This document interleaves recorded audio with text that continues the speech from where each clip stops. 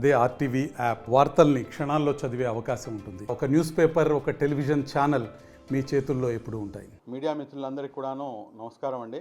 నా పేరు మొహమ్మద్ ఫారూక్ షిబ్లీ, మైనార్టీ హక్కుల పరిరక్షణ సమితి రాష్ట్ర అధ్యక్షుడిగా వ్యవహరిస్తున్నాను. ఈరోజు ఏదైతే ఈ మీడియా సమావేశం ఏర్పాటు చేయడానికి గల ముఖ్య కారణం ఉందో, ఈ కారణం ఏంటంటే గత 2-3 రోజుల నుంచి మనం చూస్తున్నాం.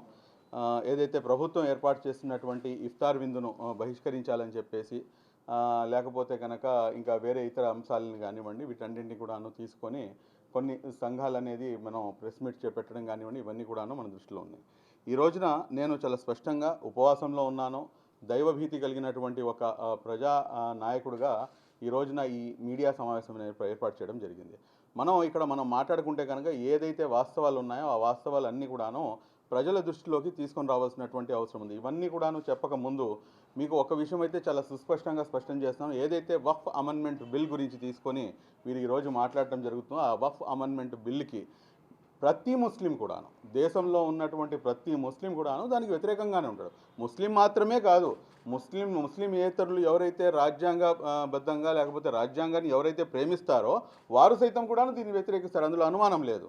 కానీ ఇక్కడ గమనించాల్సినటువంటి అంశం ఏంటంటే, ఏదైతే తెలుగుదేశం పార్టీ గతంలో ప్రభుత్వం ఏర్పాటు చేయకముందు, ఎన్నికల సమయంలో అందరికన్నా ముందు తెలుగుదేశం పార్టీ బీజేపీతో పొత్తు పెట్టుకోక ముందే, బీజేపీతో పొత్తు పెట్టుకున్నా కానీ ముస్లిం సమాజానికి ఎటువంటి హాని కలగదు అని చెప్పేసి డంకాపదంగా చెప్పి మీడియా సమావేశం ఏర్పాటు చేసి, అదేవిధంగా మేము స్పష్టంగా తెలుగుదేశం పార్టీకి మద్దతు ప్రకటించడం జరిగింది. అదేవిధంగా ఏదైతే ఎన్నికలు వచ్చినాయో ఆ ఎన్నికల్లో కూడాను రాయలసీమ లాంటి ముస్లిం అత్యధికంగా ఉన్నటువంటి ప్రాంతాల్లో సైతం కూడాను చాలా విజయకేతనం ఎగిరిచ్చేశారు ఎవరు, టీడీపీకి సంబంధించినటువంటి మన అభ్యర్థులు. కాబట్టి ముస్లింలు ఏ విధంగా టీడీపీకి సపోర్ట్ చేశారని తెలిసిందే. దీనికి గల ప్రధానమైనటువంటి కారణం అపారమైనటువంటి నమ్మకం. ఆ అపారమైనటువంటి నమ్మకం ఏమిటంటే, 2014 నుంచి తీసుకొని 2018 వరకు గతంలో బీజేపీతో పాటు కలిసి ఉన్నా కూడా కానీ ముస్లింలకు ఎక్కడా కూడాను ఏ ఒక్క చిన్న ఇబ్బంది రాకుండా గుండెల్లో పెట్టుకొని చూసుకుంటాము అని చెప్పేసి ఏదైతే మాట గౌరవ ముఖ్యమంత్రి వర్యులు నారా చంద్రబాబు నాయుడు గారు ఇచ్చారో, అదే మాటకి అనుగుణంగా వారి యొక్క తనయులు మన యువ నాయకులు శ్రీ నారా లోకేష్ గారు సైతం కూడాను అనేకమైనటువంటి ప్రసంగాల్లో మేము అందరం కూడాను కలిసి మిమ్మల్ని మేము మా గుండెల్లో పెట్టుకొని చూసుకుంటాము అని చెప్పేసి ఏదైతే మాట ఇచ్చారో, ఆ మాటకి తుచా తప్పకుండా యాజ్ ఇట్ ఈస్గా అమలు చేస్తున్నటువంటి నాయకులు గౌరవ నారా చంద్రబాబు నాయుడు గారు, నారా లోకేష్ గారు. ఇందులో ఎటువంటి అతిశయోక్తి లేదు. దీనికి గల ప్రధానమైనటువంటి కారణం ఏంటంటే, 4% రిజర్వేషన్ గురించి ఎన్నికల కన్నా ముందు అనేక సార్లు 4% రిజర్వేషన్ బీజేపీ అధికారంలోకి, ఎన్డీఏ కూటమి అధికారంలోకి రాగానే 4% రిజర్వేషన్ తీసేస్తారంటారు. అదేవిధంగా ఇప్పుడు చూసుకుంటే కనుక అధికారంలోకి వచ్చి 9 నెలలు 10 నెలలు అవుతుంది. 4% రిజర్వేషన్ తీసేశారా? ఈ రోజున మీ ముందు, మా ముందు, అందరి ముందు ఉంది. కాబట్టి ఇదే ఏంటంటే, ఒక నాయకుడి యొక్క చిత్తశుద్ధి ఆ నాయకుడు అమలు చేస్తున్నటువంటి విధానాన్ని బట్టి ఉంటుంది. ఇక్కడ చిత్తశుద్ధి అన్న మాట ఉపయోగించాను కాబట్టి, ఏదైతే ఆగస్టు నెల, ఐ థింక్ నాకు బాగా గుర్తున్నంత వరకు ఏంటంటే ఆగస్టు నెలలో ఈ యొక్క జూలై 6వ తారీఖునో 7వ తారీఖునో ఈ యొక్క బిల్ని ఇంట్రడ్యూస్ చేయడం జరిగింది. ఇక్కడ మన దీంట్లోకి తీసుకొస్తే కనుక అదే రోజు క్యాబినెట్ సమావేశం ఉంటే, ఆ క్యాబినెట్ సమావేశానికి ముందు గౌరవ మైనార్టీ వ్యవహారాల మంత్రివర్యులు పెద్దలు శ్రీ ఎన్ఎండి ఫారూక్ గారికి నేను స్వయంగా రిప్రజెంటేషన్ ఇచ్చిన తర్వాత ఆయన సైతం కూడాను ఆ క్యాబినెట్ సమావేశంలో చర్చించారు. రెండో రోజు మీకు తెలుగుదేశం పార్టీ రాష్ట్ర కార్యాలయంలో ఏదైతే పాలిట్ బ్యూరో సమావేశం ఉందో ఆ పాలిట్ బ్యూరో సమావేశం కూడా ఉంది. ఆ రోజున కూడాను ఈ అంశం మొత్తం కూడా చర్చించారు. అదేవిధంగా మనతో పాటు అనేకమైనటువంటి ప్రజా సంఘాలు అదే రోజు గౌరవ నారా చంద్రబాబు నాయుడు గారిని కలిసి ఏదైతే ఉందో మాకున్నటువంటి అభ్యంతరాలు ఏదైతే ఉన్నాయో ఆ అభ్యంతరాలని పూర్తిగా ఆయన దృష్టిలోకి తీసుకెళ్ళిపెట్టడం జరిగింది. ఇమ్మీడియట్గా సార్ దీనిపై రెస్పాండ్ అవుతూ ఆ రోజు ఏదైతే పార్లమెంట్లో వారి యొక్క ఎంపీలను వారి ఆదేశించినటువంటి మాట ఏమిటంటే, ఈ బిల్ని జేపీసీకి రిఫర్ చేయండి అని చెప్పేసి. ఈ ఒక్క మాట చాలు. జేపీసీకి ఈరోజు వెళ్ళిందంటే కనుక దేశంలో ఉన్నటువంటి ప్రతి ముస్లిం కూడాను గౌరవ నారా చంద్రబాబు నాయుడు గారికి రుణపడి ఉండాల్సిందే. ఇందులో ఎటువంటి అతిశయోక్తి. ఎందుకంటే ఒక నాయకుడు మాపై ఏమైనా కనుక ఉపకారం చేస్తే కనుక ఆ ఉపకారాన్ని గుర్తుపెట్టుకోవాల్సినటువంటి బాధ్యత కూడాను ఆ యొక్క సమాజానికి అవుతుంది. కాబట్టి ఈ రోజున ఆ రోజు కనుక జేపీసీకి వెళ్ళకుండా సపోర్ట్ చేసేసి ఉంటే కనుక ఈ రోజున అది చట్టం అయిపోయేది. కానీ అది చట్టం కాలేదే. ఈ రోజున ఈ చట్టం కాకుండా జేపీసీకి రిఫర్ అయిన తర్వాత ఈ రోజున జేపీసీ నుంచి ఇదంతా కూడాను ఇదయింది. దాని తర్వాత ఇప్పుడు అనేకమైనటువంటి అంశాలు మీరు చూస్తే కనుక ఇందులో చాలా ముఖ్యమైనటువంటి అంశాలు ఏంటంటే జేపీసీలో లావు కృష్ణదేవరాయలు గారు ఎవరైతే మన గౌరవ ఎంపీ గారు ఉన్నారో ఆయన నారా చంద్రబాబు నాయుడు గారి ఆదేశాల మేరకు, అదేవిధంగా మన గౌరవ లోకేష్ గారు ఇద్దరు కూడాను కలిసి అనేకమైనటువంటి దఫాలుగా ముస్లిం సమాజంతో అనేక సార్లు కలిశారు. ఇక్కడ గమ్మత్తైనటువంటి అంశం ఏమిటంటే ఆల్ ఇండియా ముస్లిం పర్సనల్ లా బోర్డు యొక్క ప్రతినిధులు ప్లస్ అదేవిధంగా అనేకమైనటువంటి ప్రజా సంఘాలు, అనేకమైనటువంటి జమాతులు, ఇర్రెస్పెక్టివ్ ఆఫ్ ద జమాత్స్ అందరినీ కూడాను దాదాపు 42 మంది 55 నిమిషాల పాటు పాలిట్ బ్యూరో సమావేశం, కేబినెట్ సమావేశం ఎక్కడైతే జరుగుతుందో అక్కడ కూర్చొని గౌరవ నారా చంద్రబాబు నాయుడు గారికి మాకు ఉన్నటువంటి కన్సర్న్స్ ఏమిటో సార్ గారి దృష్టిలోకి పెట్టడం జరిగింది. 55 నిమిషాల సమయము గౌరవ ముఖ్యమంత్రి వర్యులు నారా చంద్రబాబు నాయుడు గారు కేటాయించడం జరిగింది. దాని తర్వాత తీసుకొని అప్పుడు ఏదైతే మాకున్నటువంటి అభ్యంతరాలు ఏదైతే ఉన్నాయో ఆ అభ్యంతరాలు అన్నింటినీ కూడాను ఒత్తిడి తీసుకొచ్చి గణనీయంగా మార్పులు చేర్పులు చేయడం జరిగింది. ఆ మార్పులు ఏ రకంగా ఉన్నాయి అనేది కూడా నేను మీ దృష్టికి తీసుకొస్తాను. కానీ ఇక్కడ 2023లో ఏదైతే వక్ఫ్ రిపీల్ బిల్ అని చెప్పేసి ఒకటి తీసుకొచ్చారు 2023లో, ఈ రోజున వైసీపీ కానివ్వండి లేకపోతే కొంతమంది వైసీపీకి తొత్తులుగా ఉన్నటువంటి కొన్ని ప్రజా సంఘాలు వారు మాట్లాడుతున్నటువంటి మాటలు ఏమిటంటే ఏదో ఈ రోజున ముస్లిం సమాజానికి వెన్నుపోటు పొడి చేశారు, ఇఫ్తార్ దావత్ని బహిష్కరించండి అని చెప్పేసి. ఇఫ్తార్ దావత్ని బహిష్కరించాలంటే కనుక ఇదే పని ఇంతకుముందు సిఐఏ లాంటి నల్ల చట్టాలను, అదేవిధంగా 2023లో రిపీల్ బిల్, ఇదే వక్ఫ్ రిపీల్ బిల్లు ఒక private MP, Rajya Sabha MP Harnath Singh Yadav అని చెప్పేసి ఇతను ఒక ప్రైవేట్ బిల్ తీసుకొస్తే ఈ ప్రైవేట్ బిల్ని 11 మంది వైసీపీ ఎంపీలు ఎందుకని చెప్పి సపోర్ట్ చేశారు? మళ్ళీ ఇది డబుల్ స్టాండర్డ్స్ కాదా? ఇది ద్వంద్వనీతి కాదా? ముమ్మాటికి ద్వంద్వనీతి కదా. మరి అలాంటప్పుడు ఈ రోజున మీరేమో మాట్లాడుతున్నారు మేము ఇఫ్తార్ విందును మేము బహిష్కరిస్తాము అని చెప్పి. ఎస్, బహిష్కరించండి. ఇదే బహిష్కరణ కనుక మీరు ఇంతకు ముందు సిఏఏ లాంటి నల్ల చట్టాలను తీసుకొచ్చినప్పుడు, వ్యవసాయానికి సంబంధించిన నల్ల చట్టాలను తీసుకొచ్చినప్పుడు, లేకపోతే ఇన్స్టెంట్ ట్రిపుల్ తలాక్ కోసం తీసుకొచ్చినప్పుడు, లేకపోతే ఆర్టికల్ 370 కోసం తీసుకొచ్చినప్పుడు మీరు అప్పుడు కూడాను ఇదే విధంగా అప్పుడు ఉన్నటువంటి ప్రభుత్వంలో, వైసీపీ ప్రభుత్వంలో ఇఫ్తార్ విందును కనుక మీరు బహిష్కరించుంటే కనుక మీ యొక్క చిత్తశుద్ధిని మేము శంకించేవారం కాదు, ఏమాత్రం కూడాను క్వశ్చన్ అనేది రేస్ చేసేవాళ్ళం కాదు. ఇక్కడ క్వశ్చన్ అనేది చాలా స్పష్టంగా ఏంటంటే ఒక ఇఫ్తార్ విందు అనేది ఒక సోదర భావం ఏదైతే హిందూ ముస్లింల మధ్యలో ఈ రోజున బైకాట్ అంటున్నారు. నేను చాలా బాధగా చెప్తున్నాను, ఈరోజు దేశవ్యాప్తంగా ముస్లింలను బైకాట్ చేస్తున్నారు. మీరేం బైకాట్ చేస్తారు? ఈ విధంగా బైకాట్ చేసుకొని మీరేం సాధిస్తారు? మేము మాతో పాటు ఉంటున్నటువంటి ఎవరైతే సహోదరులు ఉన్నారో, మా హిందూ సోదరులు, క్రైస్తవ సోదరులు, దాని తర్వాత ఇతర అన్యమతస్తులు ఎవరైతే ఉన్నారో వారి మనసుల్ని గెలవాలి, వారిని చేర తీసుకోవాలి, వాళ్ళని అందరినీ కూడాను చేర తీసుకొని మేము అందరం కూడాను భాయ్ అని చెప్పాలంటే కనుక ఖచ్చితంగా ఇఫ్తార్ విందు అనేది ఒక బహుత్కరమైనటువంటి కార్యక్రమం అవుతుంది. ఇఫ్తార్ విందు అనేది ఒక హిందూ ముస్లింల మధ్య ఐక్యత పెంచడానికి ఎటువంటి పుణ్యకార్యం లాంటిది అది. మరి ఇటు ఒక మంచి సదుద్దేశంతో ఏర్పాటు చేసినటువంటి కార్యక్రమానికి ఈ విధంగా ఇటువంటి మాటలు మాట్లాడటం అనేది ముమ్మాటికి ఇది అవివేకం అవుతుంది. మాకు ఎవరితో కూడాను ఇది లేదు, లేకపోతే మేము ఏ ప్రజా సంఘాన్ని కూడా మేము వ్యతిరేకించడం లేదు. You have your own right, మీకు పూర్తిగా మీకు స్వేచ్ఛ ఉంది, మీరు మాట్లాడవచ్చు, మీ ప్రజాస్వామ్యంలో మీ యొక్క మాటని మీరు పెట్టవచ్చు. కానీ చాలా దానికి ఒక లిమిట్స్ ఉంటుంది, ఒక బౌండరీస్ ఉంటాయి. ఆ బౌండరీస్కి దాటి కనుక మీరు మాట్లాడితే కనుక ఖచ్చితంగా దానిపై మాట్లాడాల్సినటువంటి అవసరం ఉంటుంది. ఈ రోజున ఏదైతే వక్ఫ్ అమెండ్మెంట్ బిల్ గురించి మీకు ఇవన్నీ కూడా చెప్పాను కదా సార్, ఇప్పుడు చాలా స్పష్టంగా మీకు కొన్ని అంశాలు మీ దృష్టికి తీసుకొస్తాను. ఆ అంశాలు ఏంటంటే report of joint parliament committee on Waqf amendment bill 2024 పార్లమెంట్లోకి ఇది తీసుకొచ్చారు. ఇది 944 పేజీలు అండి. ఇది మొత్తం టోటల్గా 944 పేజీలు. నేను ఛాలెంజ్ చేస్తున్నాను సార్, నేను చదివానని చెప్పేసి నేను చెప్పను. కానీ నేను దాదాపు ఒక ఐదుగురు సభ్యులతో మైనార్టీ హక్కుల పరిరక్షణ సమితి ఈ 944 పేజీలను ప్రతి అక్షరాన్ని కూడాను 1కి 4 సార్లు చదివిన తర్వాత మేము ఈ కంక్లూజన్కి వచ్చాం. ఈ రోజున మీకు ఉన్నటువంటి అభ్యంతరాలు ఏమిటంటే అందరికన్నా పెద్ద అభ్యంతరం మాకున్నటువంటి ముస్లిం సమాజంలో ఉన్నటువంటి ప్రతి ఒక్కరికి, నిన్న ప్రెస్ మీట్ పెట్టిన సోదరులకి, మాకు ఈ రాష్ట్రంలో ఈ దేశంలో ఉన్నటువంటి ప్రతి ముస్లిం సోదరుడికి ఉన్నటువంటి ఒక అభ్యంతరం ఏమిటంటే వక్ఫ్ బై యూజర్ అనేది ఒక పెద్ద ఇష్యూ. ఈ వక్ఫ్ బై యూజర్ మోర్ దెన్ 50% సమస్య సాల్వ్ అయిపోతుంది. అంటే అనేక సంవత్సరాల నుండి ఒక చోట ఒక ప్రార్థన జరుగుతుంది, దాన్ని వక్ఫ్ బై యూజర్ అంటే యూజ్లో ఉంది కాబట్టి అది వక్ఫ్ బై యూజర్ అనేది ఉంటుంది. అదేవిధంగా ఎండోమెంట్ యాక్ట్లో కూడా ఉంది, క్రైస్తవుల్లో కూడా ఉంది. ఈ వక్ఫ్ బై యూజర్ని తొలగించాలి అని చెప్పేసి అమెండ్మెంట్ బిల్లో ప్రపోజ్ చేశారు. కానీ దాన్ని మరలా అది యాజ్ ఇట్ ఈజ్గా కంటిన్యూ అవ్వాలని చెప్పేసి లావు కృష్ణదేవరాయలు గారు ఇచ్చినటువంటి ఏదైతే ఇది ఉందో దీంట్లో చాలా స్పష్టంగా అర్థమవుతుంది. లిమిటేషన్ యాక్ట్ ప్రొవిజన్ గురించి పేజ్ నంబర్ 427లో ఉంది. అదేవిధంగా మీరు చూసుకుంటే కనుక ఏదైతే వక్ఫ్ టైం లైన్ ఉందో దాని గురించి 418 పేజ్ నంబర్ 418, 419లో ఉంది. అదేవిధంగా మీరు చూసుకుంటే కనుక ఏదైతే మెమొరండమ్స్ లావు కృష్ణదేవరాయలు గారు ఒకసారి 2 సార్లు 3 సార్లు కాదండి, మొత్తం 3 సార్లు ఆయన జేపీసీ మెంబర్గా ఉంటూనే జేపీసీకి ఆయన రిప్రజెంటేషన్ ఇచ్చాడు.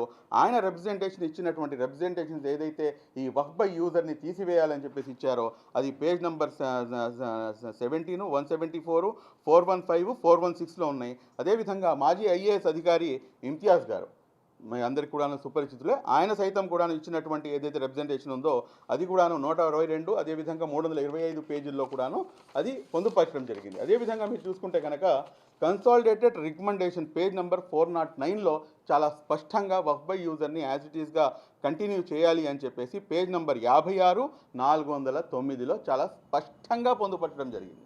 చాలా స్పష్టంగా waqf by user as it ఈస్గా కంటిన్యూ అవుతుంది.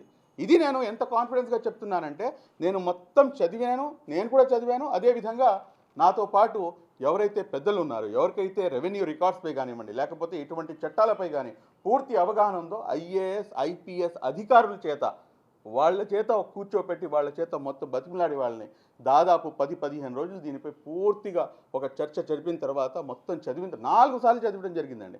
944 పేజీలు 4 సార్లు చదవడం అంటే నేను మీకు ఛాలెంజ్ చేస్తున్నాను. ఎవరైనా కానీ అసలు ఈ యాక్ట్ ఏంటి, ఏం జరిగింది దీంట్లో అనేది ఎవరికైనా చెప్పండి, ఎవరికి తెలియదు.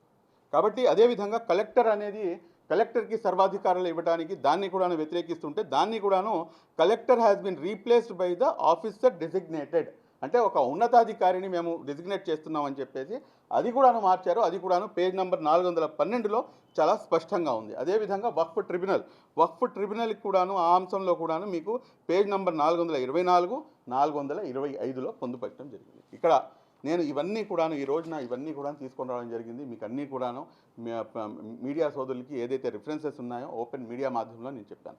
నేను ఇక్కడ ప్రతి ఒక్కరితో కూడాను కోరుకునేది ఒకటేనండి, మాకు తెలుగుదేశం పార్టీతో ఎటువంటి సంబంధం లేదు. ఇది ఓపెన్గా మీడియా ముఖంగా చెప్తున్నాను. తెలుగుదేశం పార్టీలో నాకు ప్రైమరీ సభ్యత్వం కూడాను లేదు. తెలుగుదేశం పార్టీకి నాకు ఎటువంటి సంబంధం లేదు. నాది ఒక ఆర్గనైజేషన్ మాత్రమే, మైనార్టీ హక్కుల పరిరక్షణ సమితి. కానీ మేము ఆర్గనైజేషన్గా ఉంటూనే నాకు రాజ్యాంగం కల్పించినటువంటి హక్కు ఏమిటంటే నేను ఏదైనా రాజకీయ పార్టీని నేను మద్దతు ఇవ్వచ్చు, రాజకీయ పార్టీతో నేను కలిసి ప్రయాణం చేయవచ్చు, వారితో పాటు కలిసి మాకు ఈ సమస్యలు ఉన్నాయి, మీ ఈ సమస్యలను పరిష్కరించండి అని చెప్పేసి చెప్పవచ్చు. అదేవిధంగా మీరు చెప్పచ్చు, అదేంటంటే మీరు ప్రభుత్వంలో ఉన్నారు కదా అంటే నేను ప్రభుత్వంలో లేనండి. ప్రభుత్వంలో గత 5 సంవత్సరాల్లో మేము చేసిన పోరాటం ఏంటనేది మీడియా సోదరులందరికీ కూడా మాకన్నా ఎక్కువ మీకే తెలుసు. కానీ ఇప్పటి వరకు కూడాను మేము ఎటువంటి ఒక పోస్ట్ని కూడాను మేము తీసుకోలేదు. మేము ఇక్కడ మాట్లాడదలుచుకుంది ఒకటే, చిత్తశుద్ధి. ఒక నాయకుడికి కావాల్సినటువంటి చిత్తశుద్ధి ఏదైతే ఉందో ఆ చిత్తశుద్ధి. నేను లాస్ట్లో ఈ ఆంధ్రప్రదేశ్ ముఖ్యమంత్రి వర్యులు గౌరవనీయులు శ్రీ నారా చంద్రబాబు నాయుడు గారిపై మాకు అపారమైనటువంటి నమ్మకం ఆ రోజున ఉంది, ఈ రోజున కూడా ఉంది, రేపటి కూడా ఉంటుంది అని చెప్పేసి ఇన్షాల్లా ముస్లిం సమాజం భావిస్తుంది. మాకు ఏదైతే ఇబ్బంది పెట్టే అంశాలు ఏదైతే ఉన్నాయో వాటిని ఖచ్చితంగా నారా చంద్రబాబు నాయుడు గారు ఆపుతారని చెప్పేసి, వారి ప్రభుత్వం దీనికి వ్యతిరేకిస్తుందని చెప్పేసి మేము భావిస్తున్నాము. ఇందులో మరీ ముఖ్యంగా ఏదైతే ఈ నూతన వెఫ్ అమెండ్మెంట్ యాక్ట్ ఉందో ఇందులో ముస్లిం ఏతరులను అంటే హిందువులను తీసుకొచ్చి ఇక్కడ వక్ఫ్ బోర్డులో మీరు మెంబర్లుగా చేర్పించడం ఏదైతే ఉందో దీనిపై కూడాను గౌరవ ముఖ్యమంత్రి వర్యులు దృష్టి సారిస్తారు అని చెప్పేసి నేను భావిస్తాను. అంత కాన్ఫిడెన్స్ ఏంటండి మీకు అంటే కనుక తిరుమల తిరుపతి వ్యవహారంలో, లడ్డు వ్యవహారంలో ఒక ఇష్యూ జరిగినప్పుడు చాలా స్పష్టంగా గౌరవ ముఖ్యమంత్రి గారు ఇచ్చినటువంటి స్టేట్మెంట్ ఏమిటంటే ఎవరు ఏ మతానికి చెందిన వారు ఉంటారో ఆ మతాన్ని ఆచరించే వారు మాత్రమే ఆ యొక్క దీంట్లో ఉండాలి, వారు తప్పించి వేరే వాళ్ళు ఎవరు కూడా, అంటే ఒక హిందూ ఎండోమెంట్ యాక్ట్ ఉంటే కనుక హిందువులు మాత్రమే ఉండాలి, వక్ఫ్ బోర్డు ఉంటే కనుక దాంట్లో ముస్లింలు మాత్రమే ఉండాలి, క్రైస్తవులు ఉంటే కనుక క్రైస్తవులు మాత్రమే ఉండాలి అని చెప్పి. మరి అలాంటప్పుడు తిరుమల తిరుపతి దేవస్థానంలో ఫారూక్ షిబ్లీ ఒక సభ్యుడిగా వెళ్ళలేరు, కాబట్టి అదేవిధంగా నేను ఒక శ్రీనివాస్ గారినో లేకపోతే ఇంకోళ్ళనో నేను ఒక బోర్డులోకి నేను సభ్యుడిగా నేను అది యాక్సెప్ట్ చేయడం అనేది కరెక్ట్ కాదు. కాబట్టి ఇటువంటి చిన్న లాజిక్ని ఖచ్చితంగా పరిగణిస్తారని చెప్పేసి పరిగణించారు కూడాను, ఇండైరెక్ట్గా ముఖ్యమంత్రి గారు పరిగణించారు కూడాను. కాబట్టి ఏదైతే ఈ రోజున జరుగుతున్నటువంటి ఇఫ్తార్ విందు ఉందో, నా యొక్క ప్రాస్పెక్టివ్ నేను ఎవరిని టార్గెట్ చేయటమో లేకపోతే వైసీపీ టీడీపీ అని చెప్పేసి మాట్లాడటమో కాదు. నా యొక్క యాంగిల్ ఏంటంటే, ఒక బాటిల్ కనుక ఉంటే కనుక, ఒక బాటిల్ సగం ఉంటే కనుక సగం ఖాళీ అని చెప్పేసి ఒకటి చెప్తే, నేను అది సగం నిండి ఉంది అని చెప్పేసి ఒక పాజిటివ్ యాంగిల్తో, ఒక పాజిటివ్ ప్రాస్పెక్టివ్తో ప్రభుత్వానికి వైపుకు నేను ముందుకు అడుగు వేస్తున్నాను. ఆ నమ్మకం నాకు ఉంది కాబట్టి, మీకు ఆ నమ్మకం ఉంది కాబట్టి మీరు ప్రెస్ మీట్ ఏర్పాటు చేసి మీరు మాట్లాడవచ్చు. కాబట్టి మీడియా మిత్రులందరికీ కూడాను ధన్యవాదాలండి. ఇంత సమయం కేటాయించినందుకు. ఏమైనా ప్రశ్నలు ఉంటే అడగవచ్చు. సార్, టీడీపీ నాయకులు ఎఫ్ఐఆర్ పార్టీని బైకాట్ చేశారు. సో టీడీపీకి సంబంధించి ఎవరు ఇప్పుడు స్పందించలేదు. మీరు స్పందించడానికి కారణం ఏంటి? టీడీపీ కాదు కదా, మీరు స్పందించడానికి కారణం? చాలా సూటి దానికి ఆన్సర్ అండి. ప్రజా సంఘాలు అన్నారు, వాళ్ళు ఎవరు కూడాను వైసీపీ బహిష్కరించలేదు, లేకపోతే ఇంకోళ్ళు బహిష్కరించలేదండి, ప్రజా సంఘాలు బహిష్కరించాయని చెప్పారు. ప్రజా సంఘాలుగా నేను ఇంతకు ముందు కూడా నేను ఒక ఆ యొక్క ఏదైతే రెస్పాన్సిబిలిటీ ఉందో ఆ రెస్పాన్సిబిలిటీ నేను తీసుకోవడం జరిగింది. ఆ రెస్పాన్సిబిలిటీ ఏంటంటే, బీజేపీతో కలిసినా కానీ ఎటువంటి ఇబ్బంది ఉండదు అని చెప్పేసి, ఇన్షాల్లా ఆ దేవ చిత్తం ఉంటే కనుక అలాగే జరుగుతుంది అని చెప్పి మా యొక్క భావన అది.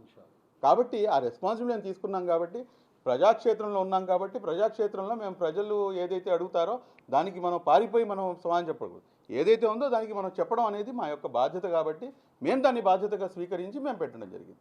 తెలుగుదేశం పార్టీ యొక్క స్టాండ్ ఏంటి, తెలుగుదేశం పార్టీ దానిపై ఏం మాట్లాడుతుంది, లేకపోతే వారి నాయకులు ఏం మాట్లాడతారనేది అది వారి యొక్క అంతర్గత వ్యవహారం. దానికి నాకు ఎటువంటి సంబంధం లేదు. టీడీపీ ద్వంద్వ వైఖరితో వ్యవహరిస్తుంది కాబట్టి మైనారిటీ సంఘాలన్నీ ఈరోజు టీడీపీ ద్వంద్వ వైఖరితో స్పందిస్తుంది అన్న మాట ఏదైతే ఉందో ఇది 100% అవాస్తవం. ఎందుకు అవాస్తవం అంటే, తెలుగుదేశం పార్టీ చాలా స్పష్టంగా ఒకే ఒక వైఖరితో ఉంది. ఆ వైఖరి ఏంటి అనేది, ఒకవేళ ద్వంద్వ వైఖరి ఉంటే కనుక ఖచ్చితంగా ఆ రోజున మీకు సపోర్ట్ చేసేసి జేపీసీకే వెళ్లకుండా ఉండాల్సింది. జేపీసీకి వెళ్ళిందంటే ద్వంద్వనీతి లేదు కాబట్టి వెళ్ళలేదు. ద్వంద్వనీతి ఎవరికి ఉందంటే ఖచ్చితంగా వైసీపీకి ఉంది. 2023లోనేమో మీరేమో అక్కడ సపోర్ట్ చేశారు, 11 మంది ఎంపీలు సపోర్ట్ చేశారు మీరు రాజ్యసభలో. ఈ రోజునేమో మేము ప్రజాక్షేత్రంలో వచ్చి మేము పోరాడతాము, మేము చింపేస్తాము, మేము చెండాడెత్తామంటే కనుక మేము వినటానికి వీఆర్ నాట్ ఫూల్స్. మాకు మొత్తం కళ్ళ ముందు కనిపిస్తుంది. ఇది డబుల్ స్టాండర్డ్స్ అంటే అది డబుల్ స్టాండర్డ్స్ అంటే ఇది కాదు. బోర్డు బిల్లు చట్టసభ బిల్లుకి ఆంధ్రప్రదేశ్లో ఉన్నటువంటి రాజ్యసభ లోక్సభ ఎంపీలు మద్దతు ఇస్తే మీరేం చేయబోతున్నారు? సార్ చూడండి, ఒకటి నేను మీకు ఇందాక కూడా చెప్పాను, నేను హాఫ్ గ్లాస్ ఫుల్లా హాఫ్ గ్లాస్ ఖాళీగా ఉందా అనే ఏదైతే యాంగిల్ ఉందో, నేను ఒక పాజిటివ్ యాంగిల్ కలిగినటువంటి వ్యక్తిని. నేను పాజిటివ్గానే ఆలోచిస్తాను. లేదు మీరు నెగిటివ్గా ఆలోచిస్తారంటే నా వల్ల అయితే అది కాదు. నాకైతే ఆ నమ్మకం ఉంది కాబట్టి, నాకైతే ఆ నమ్మకాన్ని ఇప్పటిదాకా ఒమ్ము చేయకుండా మా ఎవరైతే నారా చంద్రబాబు నాయుడు గారు ఉన్నారో జేపీసీకి పంపించాడు బిల్ని. దాని తర్వాత జేపీసీలో మెంబర్గా లావు కృష్ణదేవరాయలు గారిని పెట్టారు. అదేవిధంగా లావు కృష్ణదేవరాయలు గారు చాలా స్పష్టంగా కూడాను 1కి 3 సార్లు ఆయనే స్వయంగా రిప్రజెంటేషన్స్ ఇచ్చాడు. అదేవిధంగా అందులో నుంచి ఇప్పుడు మీరు చూసుకుంటే కనుక ఏదైతే ఇప్పుడు మీకు చూపించానో స్పష్టంగా వక్ఫ్ బై యూజర్ లాంటి ఒక చట్టాన్ని దాన్ని తీయించడంలో కేవలం తెలుగుదేశం పార్టీ, దేశంలో ఉన్నటువంటి ముస్లింలందరూ, ఇది మీరు చదవండి, మీరు చూడండి ఏంటి అనేది. 944 పేజీల్లో నేను మీకు ఇందాక మెన్షన్ చేసినటువంటి పేజ్ నెంబర్లు చూస్తే చాలా స్పష్టంగా 50% మీ ప్రాబ్లం సాల్వ్ అయిపోయిందండి. ఇంకా ఉంది, 100% సాల్వ్ అయిందని నేను చెప్పను. కానీ వక్ఫ్ బై యూజర్ అనేది చాలా పెద్ద ఇష్యూ. వక్ఫ్ బై యూజర్ లాంటి సమస్యను తెలుగుదేశం పార్టీ సాధించుకొని వచ్చిందంటే మరలా నాకు ఎందుకు నమ్మకం ఉండకూడదు? నేను ఎందుకని చెప్పి నేను నెగిటివ్గా ఆలోచించాలి? రేపటి రోజున మీరు సపోర్ట్ చేస్తే కనుక, మీరే ఒకవేళ ఇటువంటి అమెండ్మెంట్ జరిగి సపోర్ట్ చేస్తే కనుక వెల్కమ్ చేస్తామండి, 100% వెల్కమ్ చేస్తాం. మాకు ఎటువంటి ఇబ్బందులు లేకుండా, ముస్లిం సమాజానికి ఎక్కడ కూడాను అన్యాయం జరగకుండా, ముస్లిం ఆస్తులకు, వక్ఫ్ ఆస్తులకు ఎటువంటి విఘాతం కలగకుండా ఖచ్చితంగా కనుక వాటిని కాపాడే యొక్క ప్రయత్నాల్లో భాగంగా కనుక మన చంద్రబాబు నాయుడు గారు మరియు వారి యొక్క ఎంపీలు కనుక సహకరిస్తే కనుక ఖచ్చితంగా వారికి కులాభిషేకం చేయాల్సినటువంటి అవసరం ఉంది. కేవలం ఆంధ్ర రాష్ట్రంలోనే కాదు, మొత్తం యావత్తు దేశంలో చేయాల్సినటువంటి అవసరం ఉంది. సార్, మీరు ముఖ్యమంత్రి చంద్రబాబు నాయుడుకి యువనేత నారా లోకేష్ గారిని చాలా క్లోజ్ రిలేషన్స్ ఉన్నాయి.